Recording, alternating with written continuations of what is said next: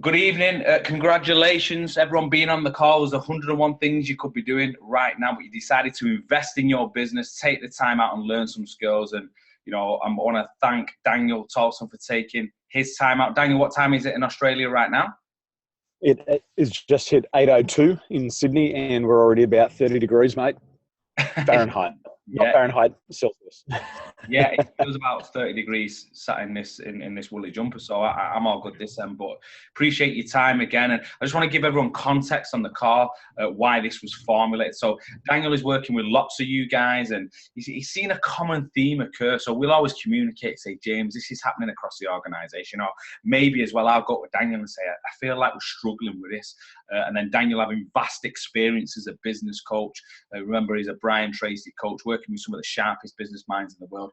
He'll always have a solution, and then fuse that together with my network marketing experience as well. And we like to think that we can deliver some killer content, and that's what you're going to see tonight as well. Before I get into that, a couple of things to excite you guys. For those who don't know, we work at the trainings. There's an enhancement on the comp plan coming within the next week or so, and I mean an enhancement. People said before, hey, just wouldn't it be great? The comp plan's so amazing. Wouldn't it be great if we could just get a little bit more paid up front? That's exactly what's happening with the new enhancement that's coming. People are going to be paid up to twice as much more when they get new reps and new customers. Some more details of that rolled out within the next week. So don't worry, don't panic if you don't know anything about it. It'll all be relevant information. There'll be videos, there'll be calls and all that sort of stuff. But all I'm saying to you for now on that, just be excited. I honestly believe it's a game changer for us.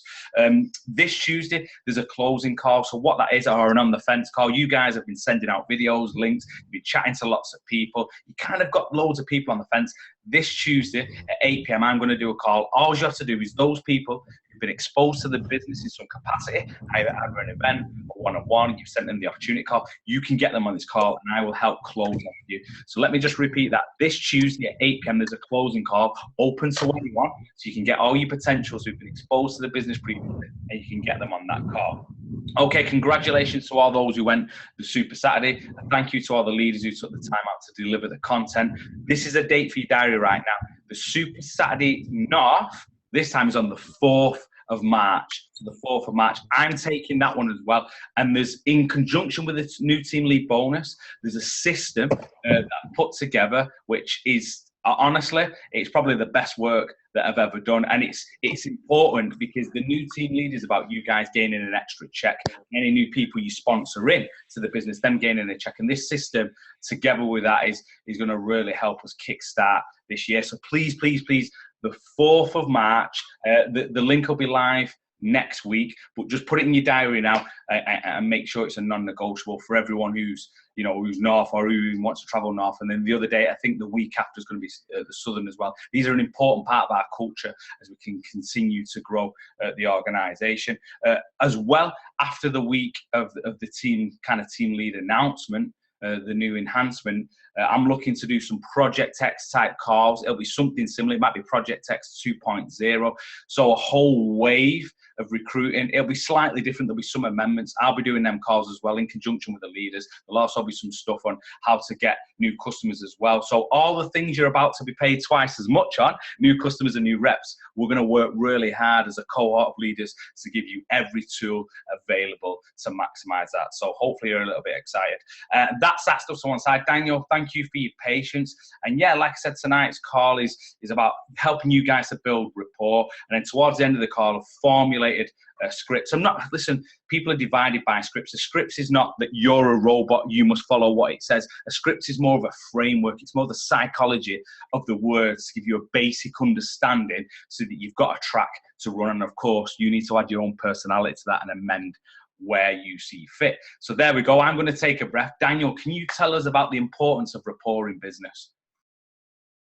The importance of rapport in business, James, is that we have 4 seconds. We've got 4 seconds to make a first impression face to face. You sound low, bro. Are you far away from the mic? Yeah, can you hear me now? Is that any better? Not really. Yeah, let me just fix the mic up again. I could blame it if I was on a PC, but I'm on a Mac, so there we go. Have you got me there? Is that better? Loud and clear now, bro. Rightio. The importance of rapport in business is we have 4 seconds via telephone, face-to-face, or even via text message to build rapport with our potential clients. And what I saw in real estate here in Australia, and it's common through network marketing, is that people don't know how to make an accurate first impression. And it's been showing up in the emotional quotients, but it also shows up in people's results. One of my clients, he learned how to build rapport immediately. And on the weekend, he walked into a deal and walked out with a $400,000 profit check for that. And that was the difference for him last year, missing out on these jobs, to this year, to walking and getting them time after time. So the point is, rapport is the first part of the relationship. And they're going to marry us, they're going to marry into your business, and they want to be with somebody that they can trust. So that's the importance of rapport in business. Perfect. Thanks for sharing that, bro. And just as you were talking about that in a timely fashion, I'm just going to bring these slides up. Nice. I get rid of my bald head and my chunky cardigan. There we go. It's a good knit. It's a very good knit. Okay, so there's the next slide, bro. Awesome. So Penn State University, they did a series of tests on rapport. And you can just hit that one again, and we'll get some more information up there. And what they're discovering is that people who are like each other tend to like each other. But we're not talking at a conscious level. We're talking at an unconscious level. So everything that we do impacts the nervous system of the other person. My body, the way that I stand, my tonality, the way that I talk, and also the words that I use has a direct impact on their nervous system. So when we get it right, we get results. When we don't get it right, people go straight into the flight mode and they just want to run away. They will stay there and smile, but their nervous system, the blood leaves the organs and it just goes straight out to the extremities. And this is why we've got to get it right. So we can hit that slide again. We can pop down to the next one. So Professor Ray Birdwhistle, he said that there's 3 components of rapport. And we can hit that one again. And the first one is your physiology. Your physiology, and you got to write this down, 55% of your communication is your physiology. So the moment your client sees your physiology, whether it be face-to-face or via Skype, that's sending out a response and a signal. And they will respond to that. If you are like them, their self-esteem and self-worth will go up. But if your physiology is different to theirs, they receive a message that they're not liked and the fear mechanism kicks in. And we can hit it again. The second part is tonality, the voice, the speed of your voice, the pitch, the volume is 38% of your communication. Now, when you speak to somebody and you have a really loud voice, but theirs is really soft, the fear mechanism kicks in. And internally, they're freaking out because all of a sudden our voices are different, which means we're different. And we can't do business at a neurological level if we're different. We can accept people's differences, but if we're that different in our communication, they'll freak out. Then we have the words that we use. And this is ultimately important. And the words we use are only 7% of the communication. When we go out and we speak our industry terminology, these people can't hear you. They don't know what MLM is. They don't know what NWD is. Or they don't know what direct selling is. So we have to make it simple and easy for them to understand. Text messages, all of this. I'll give you an example. A real estate agent here in Australia, he walked in to a business deal. The client was standing up, they were erect, they reached out and they gave him a firm handshake. Now he wanted to show his dominance. So he marched in, his chin was up, his chest was out, and he went in, his hand went straight in, he shook the hand, just started to crush this person's hand because he wanted to show that he was a powerful guy. In that 4 seconds, he lost the business. And he stood there trying to pitch for the next 3 hours, and he lost a $30,000 deal. The next guy I knew walked in, matched and mirrored, made a gentle handshake at the same pressure as the client. The client, he represented the client's body language through matching and mirroring, shook the hand, pitched the same deal, walked out with $40,000.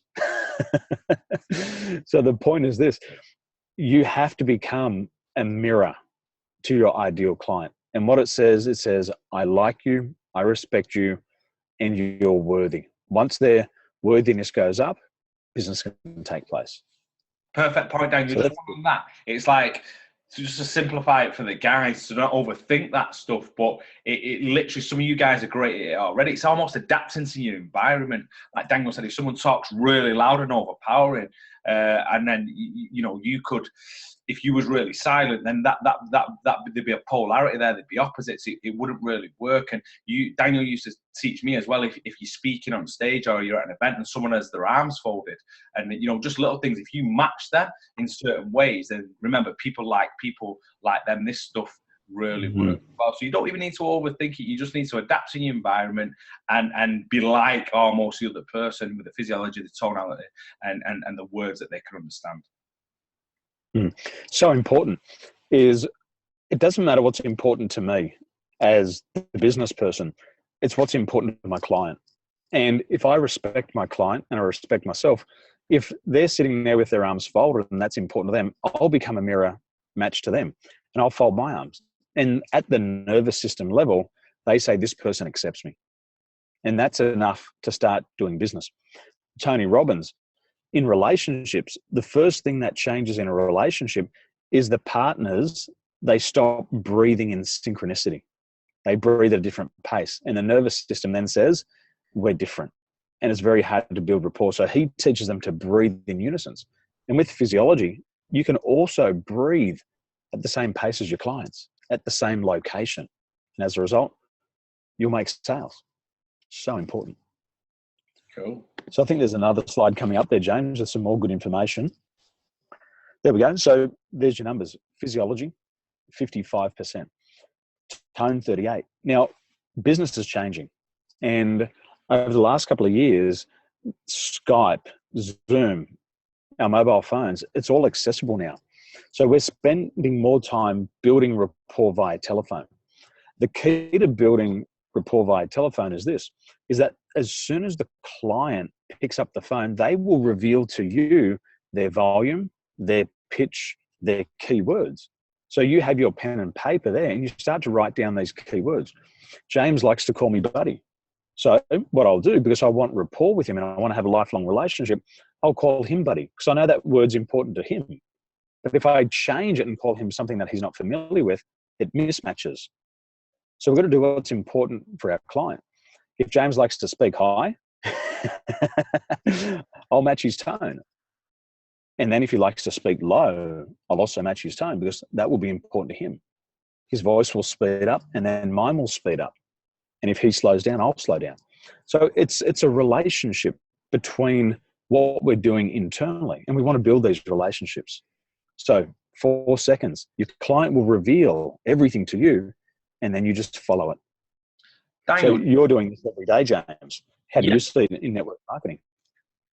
Just one, people will be thinking, okay, that's in the face-to-face or on Skype, but you can even take this stuff into the online with a message. You can tell with certain messages, can't you? The kind of, you can see in the message what's important to people by the way they say, and even sometimes you can gauge the mood that people are in, you know, with the way they write in a message. So you can take these principles and even adapt them to messaging and the online stuff, i.e. Facebook. Absolutely. And the perfect point there is that some people like to send voice messages. So if you send a voice message back, you've respected their model. If they use heaps of emoticons like my boy Mike Hughes, you want to make sure that when you send him a message, you got 1 million emoticons because that's important to him. Yeah, perfect. And then we can do business. So if you just hit that slide 2 more times, we'll have two little lobe, a bit more stuff come up on it. All right, cool. That one. Yep. So what they've shown in 35 years of study and more on rapport is that rapport is a neurological response, and it affects every cell in the body. It affects the brain function. It affects the eyes. It affects the lungs, the heart, our pulse rate.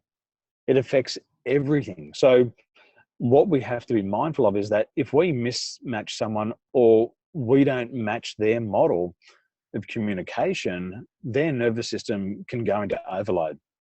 And what happens is once they're in overload, they go into the fight or flight response, and you can't make a decision when you're operating from the fear response. And that's the science behind it. So if you keep that in mind, that the best time to make a decision is when you're in the relax and digest stage. So when they're relaxed, they can make a decision. But if they're really tense, I can never make a decision. Cool. I think. So next slide. Yeah, there's a book title here. So if we hit that one again, this is what Judy James discovered. She says that judging other people in the first few seconds of meeting them is part of our survival response. We're looking primarily to see if we should feel threatened. Now, here's an example. A network marketer that I was speaking to the other day has gone through a period of time where there was no results. There was no new team members, and the sales were dropping off. And we noticed that in his social skills, that he would rock up to a meeting, he would meet somebody, but he was totally disengaged. As he stood outside and he was disengaged, what's happening in the client's world is saying, this person's not engaging with me. They don't like me. And then finally, within the last few seconds of the meeting, he would jump in and throw everything he had in a matter of seconds. But the person has already felt threatened. And it wouldn't matter what he said, he did, wouldn't matter how good his offer was, it can't get through because now they're in a survival mode and they want to get out of there. So we've got to be mindful is that when we meet people early, we've got to engage.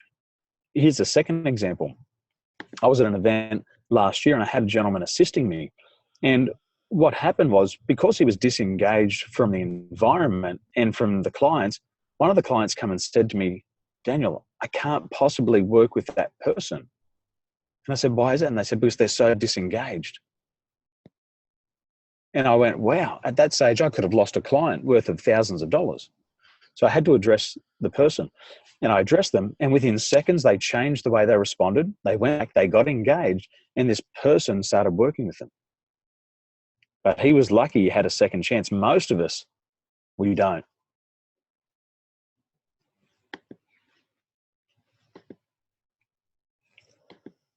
Now, there's a guy, Tony Robbins. I don't know if you've seen him on Netflix. He's not your guru. Now, interesting thing about that, let me tell you a secret, is your unconscious mind doesn't process the word not. It doesn't process the word negative. It doesn't process negatives. So when Tony Robbins says, I'm not your guru, what's he really telling you that he is? I'm your guru. I'm your guru. So people who are like each other tend to like each other. And people who are not like each other tend not to like each other. And James summed that up earlier before. And if they don't like you, they can't do business with you. And that's our man, Tony, who tells us that. Here we go again. This is a very important balance.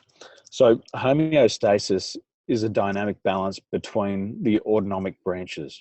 So in rest and digest, we're in the parasympathetic mode.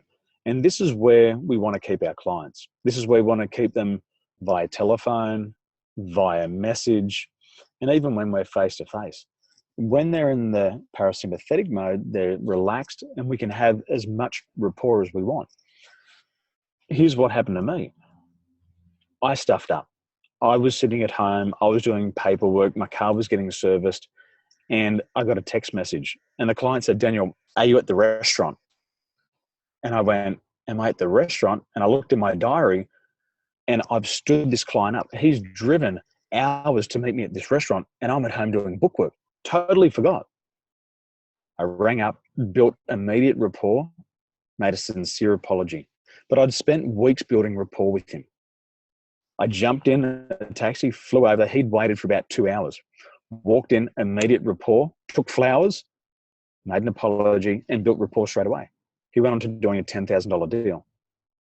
That's because we maintained that rapport. But other clients where we've lost that rapport, once you lose the rapport, the relationship is often irreparable. And that's why they go into that sympathetic mode, the fight or flight. So it's a very fine balance. Now, as a speaker, James, when you're talking, I know from what you do, you build rapport with a group. You're not building it with one, you're building it with many, many people. And that's a great skill that can be learned. And when you watch James on stage, notice how he engages everybody in the audience. He'll adjust his voice when he speaks to a certain group. He'll adjust his physiology when he speaks to somebody else. And his rapport goes across thousands of people. And you can do the same. And this is what happens to the body. Does that make sense, James? Yeah, perfect. And it's, you know, sometimes it's easier than others. You know, like obviously you step into a different market, right? Culturally different, and then it can be a little bit tougher as well because, like you said, there's certain ways the way you communicate, maybe your sense of humor as well, that helps build a little bit of rapport. Then, you know, that's not always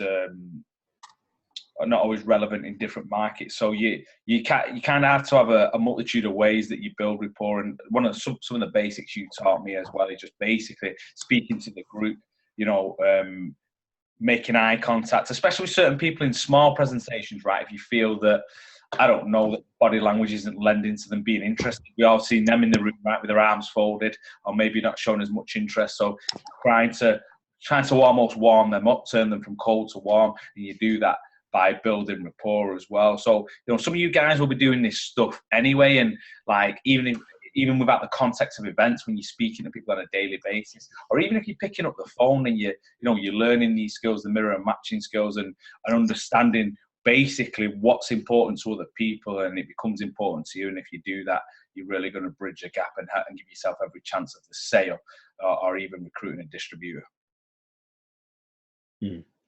Rapport is the key, and it's the basis of every long-standing relationship. And when I was in San Diego with Brian Tracy last September, he said, Daniel, what you have to remember is this, is that when people decide to choose your business and your business model, you're getting married to them. And you've got to maintain that rapport. And he said that in rapport, it doesn't matter what happens, you can always find a solution. He said, but once the rapport goes, the relationship always finishes. So spend a lot of time building rapport and write these 4 things down right now. The new model of selling that we've discovered is that the first 40% of the sale is rapport. 40%. 40% is the sale. The next 30% is asking needs-based questions. And when you spend a lot of time asking really good questions and you have rapport, your clients will tell you their deepest and their biggest challenges. And when you know their biggest and deepest challenges, then you can start to go deeper in the relationship, and then you get access to the next part. So 40% is rapport, 30% is needs-based questions. When you ask your client a needs-based question, what happens is it says, this person is interested in me. They're interested in my health. They're interested in my financial status. And when you listen, it's called white magic. And part of rapport is listening. If you listen long enough, you can actually listen yourself into a sale. It's phenomenal. You just got to learn to listen and engage and look and watch and ask another question. How do you mean? Tell me more. This builds up their self-worth, which increases your levels of rapport. 20%. 20% of the sale is presenting the solution. Now, if you've got rapport and then you've asked needs-based questions and you've used white magic by listening to them and they're responding, then you present your solution, which is just 20%. The sale will basically take care of itself. And it's 10%. It's like grabbing an apple off a tree, just giving it a little twist and a tiny tug, and it'll fall right off. So the point is this: 40% of the process of sales is building that rapport. And without that, you'll never get access to the questions, to offering a solution, and to closing the sale. So build rapport, listen, offer a solution based on what the client needs, and then just give it a little tug and it'll fall straight off the tree. And it'll be your sale.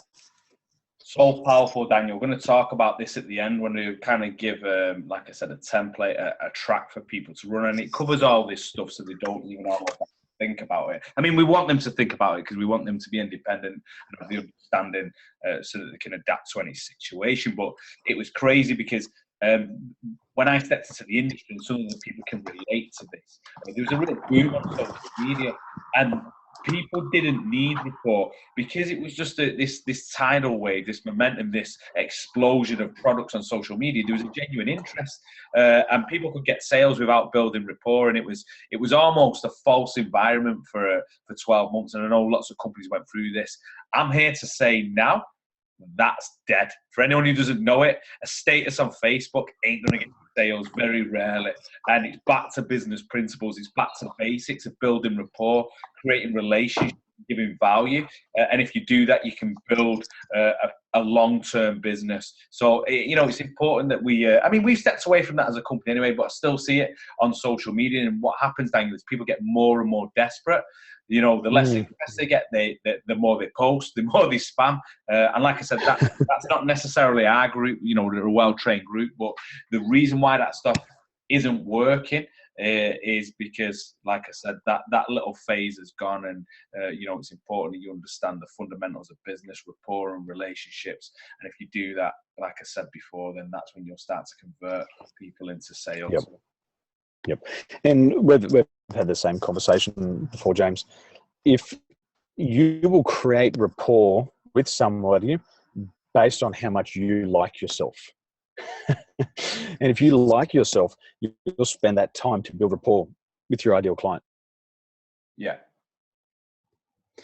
So emotional intelligence, wow. This is the biggest predictor of success. And what we've been discovering with emotional intelligence, we've surveyed more than 500,000 people, and we surveyed them across the world. And what we discovered is that 90% of high performers have an high emotional intelligence. And based on that high emotional intelligence across every industry, they're earning an average of $38,000 per year more than their counterparts. And there's two key areas here that are applicable, and I've seen a severe shortfall, is the social skills and the levels of empathy. Empathy is our ability to understand the emotional makeup of the other person. Social skills is the ability to build rapport anywhere, anytime. And if you just grow your empathy skill by 1%, if you just grow your social skills by 1%, you will see an equivalent increase in your salary by more than £1,050 just by getting 1% better. Powerful stuff. Powerful stuff. Basically, in simple terms, understanding yourself and have an understanding of human needs and behavior, right? Absolutely. Absolutely. And it's 100% in your control. It doesn't matter what's happening with Brexit. You can build your social skills. It doesn't matter what's happening with the government. You can increase your empathy skills. It doesn't matter what's happening with the weather, or if you're wearing a grey knitted jumper, you can increase your empathy and your social skills. It's actually proven to help, yeah. Well, in a study of more than one male in the UK, it proved to work 100% of the time, every time. Absolutely. Still a lie. Absolutely. So here's, this is not a set of headlights. It's not a set of Hooters or allies. What it is, it's two representations of two different levels of emotional intelligence. What we can see here on the left-hand side is high levels of emotional intelligence. We want to focus on the deep purple section of social skills. This person, their levels of social skills is at 9.1, or we could say 91%. This person goes out, meets people, builds rapport, makes sale after sale after sale. Life's good. They never have to worry about money. The person on the right-hand side, you have a look at the deep purple color, their social skill comes in at 3.5 or 35%. This person goes out, they blast people on Facebook non-stop.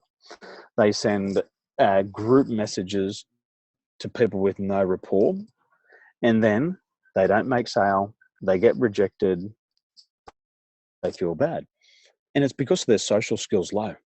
And the difference is these people here, and I know it as a fact, one is a very high performer and does 6 figures. The other is struggling to get 1 figure per hour. I know it as a fact. And what happens here is the person on the left has developed their emotional intelligence. The other person hasn't done training yet, but you can build your emotional intelligence. You can increase your social skills. You can increase your empathy, but it starts with self-awareness. You've got to know who you are and why you think and feel the way that you do. If you don't know who you are, you actually will never understand how you interact with other people. The person on the left was once a disaster, but now they're the master. And you got to remember that every master was once a disaster. So you can learn this, but that's a picture of the difference of a high and a low performer in network marketing. Yeah, perfect. So these are actual people, Daniel, clients, these two examples? These are clients in the same industry. One's earning 6 figures, which I think everybody can see on the left. And the other one, I promise you, is struggling to earn 1 figure per hour. Same industry, same business model, same products. Different skills. And that's why some people are more successful than others. And we can see it here again. You can see the self-awareness, the regulation, the motivation, the empathy is very high in the social skills. You can actually map this stuff out. We're living in a day where we've got more technology and assessments that we can understand ourselves than we have anywhere else in history. The person on the right, the good thing is at least they have a benchmark. They know where they are, and now they can seek to build strategically. And these are two different people in network marketing. And one person getting results and one person struggling in the same business model. And that answers the question, why are some people more successful than others in network marketing? It comes down to the level of emotional intelligence. Yeah, perfect, bro. So just before Daniel talks about this and what's available, because I know some of you guys are asking that question already, and Daniel's going to go into that. Remember, after this section, we're going to go into some proven systems that can help you to bridge that gap as well. So it can help you turn cold into warm, even on social media, and can help you build rapport in any situation. But first, Daniel, tell us a little bit about Eat That Frog. Eat That Frog. This course is phenomenal. I first did the course last year after joining Brian Tracy. And what I discovered was that I'd read the book, Eat That Frog, but I had troubles applying the principles. So I went and did the training. And as a result, I increased my income 10 times in the past 12 months. And time management is more than just how to manage your time. It's how to set up your goals. It's how to double your productivity. It's how to focus on the right high value activities versus the low value activities. And with time management, you also learn emotional intelligence. You learn why you think and feel and act the way that you do. And then you can seek to eliminate those behaviors that prevent you from being a high performer. Now, the result for me was I'd 10x my income in the past 12 months. And that's really cool. I'm really happy with that. My wife's very happy. She's got more handbags. My daughter's happy. She's got more dolls. and I don't have to say no to her. Where before I'd had to say, no, you can't have that. We can't do that. Another gentleman, he came through the course and he didn't manage his time effectively. He was doing good in business already, but in the past year, he had an extra $2 million worth of profit into his business because he only focused on the high value task. He learned to delegate. He learned to outsource, and he learned to control his mind. And we love this program. And if you want to be a high performer, if you want to increase your emotional intelligence, these are the skill sets that you need to learn. And we took 64 ARIX team members through last year, and each and every one of them had a significant increase in their performance. And it was a lot of fun. It was a lot of fun, bro. And when is that frog coming to the UK? Mate, I will be back on home soil in the UK on the 25th of March, and we're going to be at Birmingham. We're going to be in Birmingham. We're going to deliver Brian Tracy's Eat That Frog in Birmingham on the 25th of March. Now, for the people who want to join and they're in ARIX, there's a £350 saving on this course. There's only a few tickets available, and get in there. If you want to increase your productivity, if you want to double your performance and really start to make a lot more money, come and do the course. You'll love it. You were there, Carl was there, and a lot of the high performers. Tracy Fawcett was there, all the winners, and they had a great time. And you've just got to apply this, and it's very simple. We'll show you what to do. Perfect, bro. Thank you. If anyone needs more detail on that, just pop Daniel a message. He'll give you the exact info on that, but highly recommend that course. And again, don't take my word for it. Speak to Carl, speak to Tracy, speak to all the people who attended that course, and they'll share the value they got with that. So I appreciate that, Daniel. I just want to share some stuff on the back of what Daniel's done, my own research, that the things that I know what works. And I also, as well, for balance, it's always important, student first. I always follow certain people, and I follow people who win, and who win big. It's just as simple as that. We talked about, some of the stuff the other week about some people, they may follow certain people who are not proven in business, or they may not be proven in network marketing. I don't do that. I have Daniel Tolson as my coach. He's one of the sharpest business coaches in the world. That's a fact. I follow network marketers who earn 7 figures a year, or in some cases 7 figures a month. So any stuff that I bring to you guys, it ain't stuff that I've just cooked up and hoping it's going to work. This is proven stuff. And, if you implement this stuff, that's where the magic really happens. So to summarize on what Daniel said, in simple terms, basically, from a business perspective, whether it's online or offline, if you can remember these 4 things: know me, like me, trust me, pay me. If people don't know you, then your role is for them to get to know you, because that's what you're going to do. You're going to bridge that gap, right? Because who wants to do business with someone they don't know? Because like Daniel talked about before, our initial response, if I don't know this person, I don't necessarily trust this person. So the knowing thing, and I'm going to give you some simple tips after this to show you how you can bridge that gap. Like me, again, if you mirror and match, if you have things in common, people like them, then you can help in that particular area.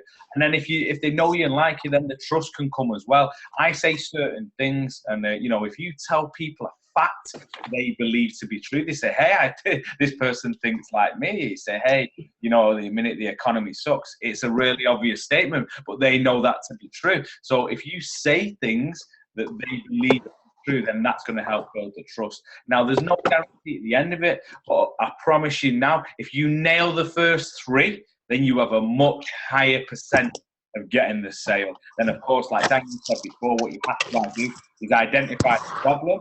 If you solve the problem in such a way and craft it, then there's a chance they can pay you. Is there anything you want to add on to that, Daniel? Mate, you're 100% perfect on that, and that strategy is killer. First of all, what you mentioned there about the statistics from a psychological point of view activates the left brain, and it's undeniable. If that's the statistic, it's undeniable, and you've got immediate agreement.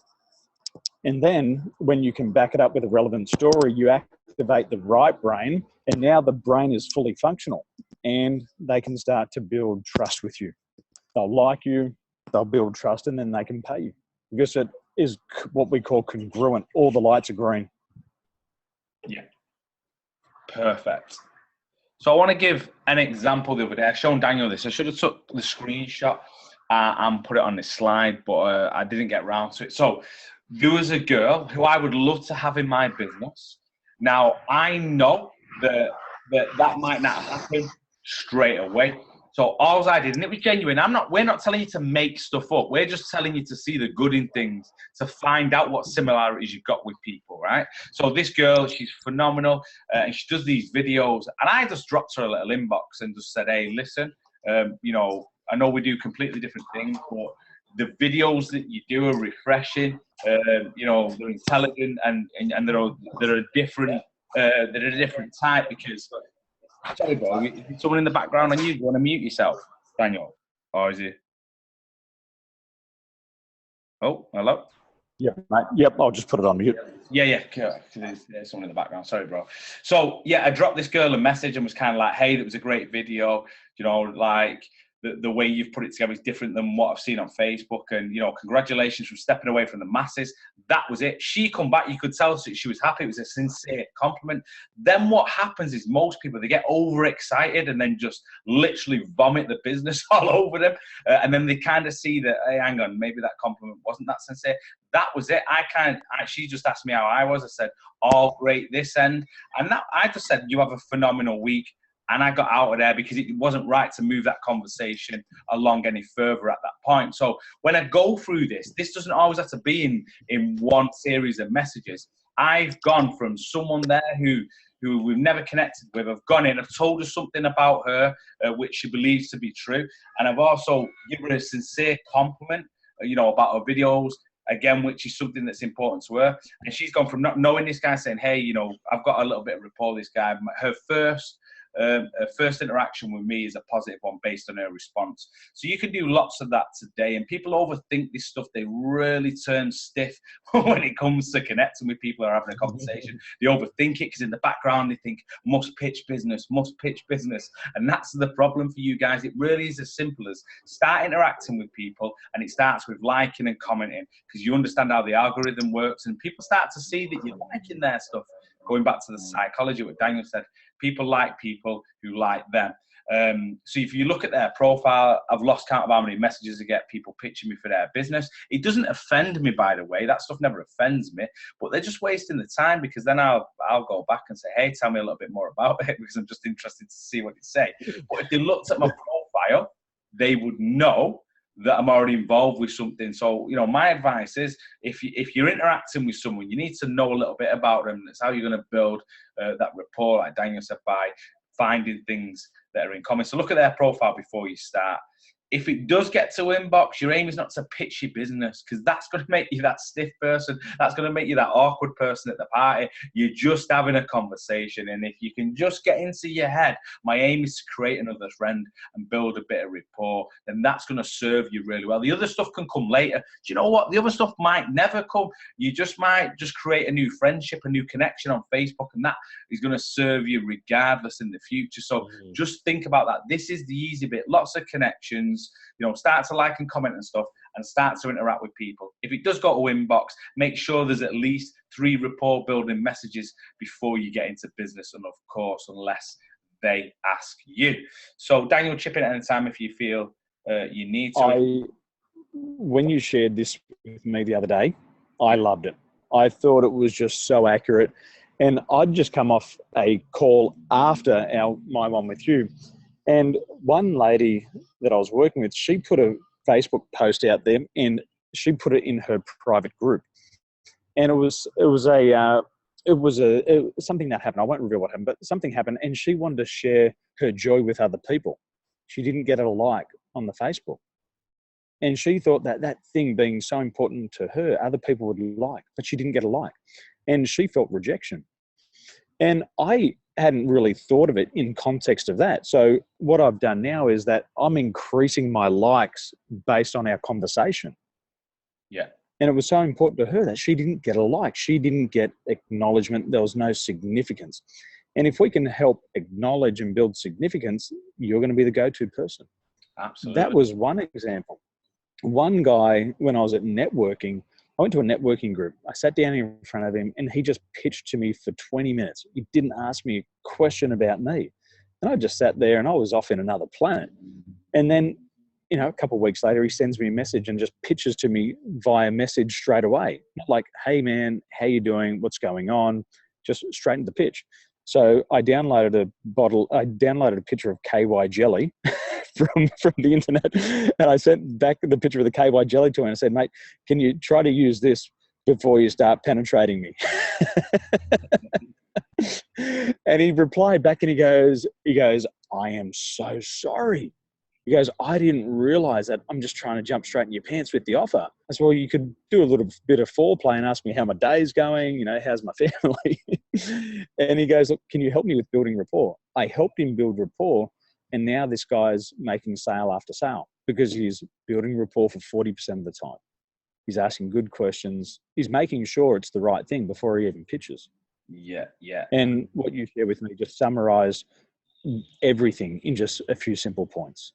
So do what James says. And I'm a big believer that you become like the people you spend the most amount of time with. Spend time on calls like this. Do what James does and you'll get the same results because James models the right people. And he goes, well, if that works, we'll do it. He tests it and then he gives it to you. So perfect, follow bro. it. I just want to add to that as well, that make sure if Daniel says that everyone needs KY jelly, then make sure you guys get stocked up, all right? So look, I'm not going to insult people's intelligence on the call and say, hey, you know, this is exactly what to follow. But I get it. Some of you guys are overwhelmed with information that you go, just give me a little sequence. You know, you're not robots, so that's not what this is about. What I'm doing here is just saying, hey, if you're really stuck, this is a nice little sequence which leads into the killer question, if you like. So you can ask 101 things. You know, if you're having a conversation with me, it starts with a friend in common, or oh, you know Dave from such and such, and you get chatting, and then hey, cool, oh yeah, and I'll mention something, and you might say, hey, do you have children, or whatever's relevant at that time. And remember, when you're interested in people, everyone wears the badge that says make me feel important. So that means a lot to them that you're interested in them. And again, this might not be in one conversation. This might span over a couple of days or even longer, but it's somewhere along these lines. And then when you get to the point, you say, what is it you do? If it's not really obvious, if it's plastered all over the Facebook, then you probably should, like I said, not avoid that, but craft it in a different way because it might be obvious and they might think we're just asking obvious questions. What is it you do? They're going to talk about what they do. And again, let them talk. You're just there asking great questions.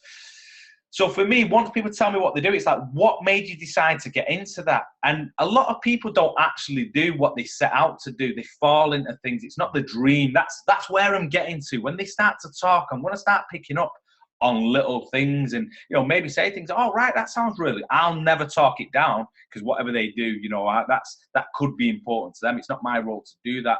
I'll let them do that. Because if you say something like, oh, cool, is what you're doing now your dream job, or is it giving you everything that you ever wanted? And you'll find that most people aren't fulfilled. No, well, actually, it's not what I wanted to be. When I was younger, I kind of fell into it. It doesn't pay me enough. You know, I work long hours, so I haven't got time with the kids. And your role by asking, is what you're doing now your dream job? Or words to those effects. Remember, you're not a robot. Your aim is just to listen like that and say, where's a little bit of pain or pleasure? What excites them about what they're doing?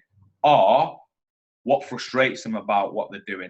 And then the key thing for me, if there's pain there, is as simple as this. Look, if someone's on the message to me and they say they absolutely love what they do, they're earning loads of money, I ain't really going to bother with the next bit. It's called qualifying because they're happy. And then, you know, why should I then intrude almost with my opportunity? If these people have communicated to me that they're happy, I'm looking more for a bit of pain. And if there's a bit of pain, then I can say, oh, right, cool, yeah, you know, it sounds like, you know, you're looking for something more. Do you keep your earning options open? And again, you might not want to use that terminology. You know, are you open to a side project? Are you looking for something else? Are you open-minded? You know, whatever it is. But then that line is like, the word open, people like to think of themselves as reasonable. Yeah, I'm open. No one wants to see themselves as closed. So if you've asked about the job, is it the dream job? Probably not in most cases. Okay, if it's not the dream job, do you keep your earning options open? You'll be surprised how many people say yes. And then this is it. It really is as simple as this. And remember, it's words to these effects. You can change it to suit your personality, but take the psychology from this. This may or may not be for you. But if I could share something with you that could help you gain whatever the benefit is, time, money, whatever it was, and it wouldn't interfere with what you were currently doing, would you be open to taking a look at it if I made it really simple for you? let me break that down. This may or may not be for you. You've just took the pressure off, because you're not saying it's definitely for you. There's something you're going to be interested in, because that's pressure. This may or may not be for you. But basically, if it could help you gain, insert the benefit. So like Daniel said before, you've solved the problem. If it could help you gain some extra finances, if it could help you gain some time freedom. So again, there's another plus point. Here's another thing. And it wouldn't interfere with what you are currently doing. What you're doing there is dealing with an objection before it comes up. I'm too busy. I've got this going on. You're already saying it wouldn't interfere with what you're currently doing. So you're not going to get that objection. Would you be open to taking a look at it? So again, you're not asking for a commitment. You're asking to be open. If I made it really simple. People don't like complexity. They don't like things that are hard. If I made it really simple for you. Honestly, that little paragraph there is everything you need is in there. Remember, you can amend it, you can adapt it, but please take the psychology from that. If they come back to you and say, no, I'm not open, you just get on your way. You say, hey, no worries, and you give them a sincere compliment. And what's happened then? You've left them with a positive exposure of you. You've asked some questions. You've been interested in them. You've kind of put your rod there. You're waiting for a bite. They don't bite and you move on. And all they've done is had a positive experience with you. What people do is they don't listen to what the other person is saying. If they don't give you all the right answers, then don't go in with your opportunity. Be happy to move on and just leave them with that positive experience. However, you will find that most people will say, yeah, look, I'm open to taking a look. The next thing I would say is how soon. I want them to take a look a week on Tuesday. How soon can you take a look at it? You'll need about 30 minutes. So I'm letting them know how long they're going to need. Well, actually, I'm free tonight now you've mentioned it. Okay, cool. And then I book it in like an appointment, as that's what I've taught you guys before. I never send a video, ever send a video without booking in. It's an appointment, scheduled time. There's the appointment. I'm going to follow up after it. Once I do that, I say, hey, this is my number, as I'm sure you'll have questions after. Send me your number so I know who's calling. That's a clever way of getting their details. So you're giving them the confidence that, hey, look, this is my number. If you've got any questions, send me your number so I know who's calling. The reason being is I want to take it to WhatsApp. I want to take it to the phone because it's more personal. If I can do voice notes, minimum, but preferably if we can get them on the phone, that's going to give me a better chance of closing people, because that's when you really learn about someone. That's when you can hear the voice, the tonality, and all the things that you've talked about. Even better than that, if you can get them on a Skype or a Zoom, then you can further put into play the things that Daniel talked about earlier on. And look, you know, the one thing that never changes, it's time to start going through the numbers. And me and Daniel identified is the reality of it is if people's businesses aren't growing, they ain't having enough conversations. And, you know, this is the bit where you've got to reflect on yourself and go, honestly, what am I doing to build my business? Am I having enough conversations? Am I going speaking to people, whether it's online or offline? That's your baby. I'm not going to teach you, you know, some do Instagram, some do Facebook, some do offline, some do online. But the reality of it is you need to have a conversation. And what you've got now is the psychology. And beyond the psychology, you've got a proven system that you can amend. Where fit, you can amend, but you can go out and execute now. And if you go and build that rapport, if you go and have lots of conversations, then you can start to get better results when it comes to getting customers and getting new members. Daniel, have you got anything to add to that? Mate, I love what you said there about getting them on Skype. When you get them on Skype and we take it back to rapport, they can see your physiology, and this activates another part of your senses. So you can match and mirror them whilst you're on the call. Get them on Skype, you can see who they are, you can hear them, you can feel them, you activate all your senses. You can adjust your tone very fast, and then you can start to see what's in their background. You know, if they've got a picture of the family, like you mentioned before, hey, great photo of the family, tell me more. You've got a French bulldog, you've got a cat, hey, the French bulldog ate your soup, tell me more about that. And you can just start to build that realness. So get them face to face. And we call this FaceTime. And Brian Tracy says, when you FaceTime with the clients, you start making sales, and do everything that you said there. That's a proven formula. I'm listening to that, and I'm changing my coaching model based on what you've shared, because that's going to work for me too. Yeah, thank you, bro. I know you've got to shoot, so thank you for your time. For everyone else, let me just remind you, please, yesterday's home runs don't win today's games. That's why there has to be adjustments. Adjustment maybe in strategies and adjustment in mentality, definitely, because I'm telling you now, you see people all over in it and the Facebook post 3-4 times a day. I'm not saying don't do that. You've got to put yourself out there. That might yield you some sort of results. It might do. So I'm not saying don't do that. What I'm saying is don't rely on that. You have to go out and have these conversations with people. You have to go and build rapport, and you have to go and offer solutions to problems. And if you do that, remember, Eric Worre says it best, the person who speaks to the most people wins. It really is as simple as that. I'd love your feedback on that, maybe in the group. You know, like I said, it's not about just getting on a car and listening. It's about getting on a car, writing that stuff down. It's then about taking the theory into action and going executing, because it works. It really does. So just to reiterate, talking about rapport, how you can turn cold into warm. We've got new exciting things this week, as an adjustment to the team lead bonus, which is going to pay new people and people who get customers, and then people who get reps, it's going to pay up to twice as much. So that's exciting. Closing call on Tuesday at 8 p.m. Any people who've got an event, put them on that call. I'll do my best for you. Super Saturday coming up in Manchester, the 4th of Feb. I want to talk about this new period that we're moving into as we really work hard to get more retail customers as well. I've got some things up my sleeve for that, this woolly sleeve. And then we're going to do like a Project X part 2 as well. And all these things that we're working hard, there's a togetherness with a leadership. We're trying to put things in place, try to create the right platforms and give you the right tools to build your business. But ultimately, we can do all that, but it's down to you guys to go out and take massive action. Daniel, thanks once again. Everyone else, have a monster week, and I'll chat to you soon. Thank you. Thanks for having me, mate. Have a wonderful day. Thanks, everyone. Bye now.